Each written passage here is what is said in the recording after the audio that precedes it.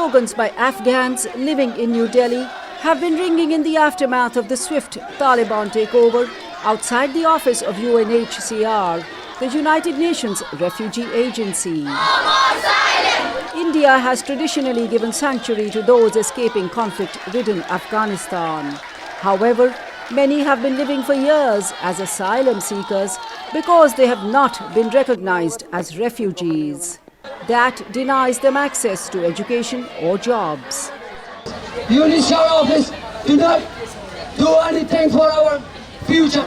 Sahil Zahiri, a medical school graduate, fled to India in 2018 after suffering violence by the Taliban. I came here because I was getting safety, but I cannot enroll in a postgraduate course or get a job. I've applied to 15 or 20 hospitals, but they have all rejected me, saying I do not have a bank account.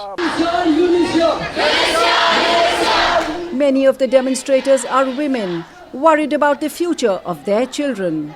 They say they have no hopes of resettlement. We are not able to go back to Afghanistan. We face many problems. My children can't study.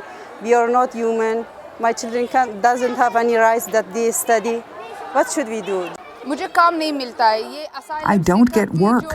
With the identity card I get as an asylum seeker, I cannot get a job or admission in a good school because I don't have a refugee card. I have lost all my knowledge. All that I learned is gone. Their demand for formal refugee status from the United Nations has intensified after the Taliban takeover, which Afghans living outside the country fear has shut out chances of returning home. India has no official refugee policy.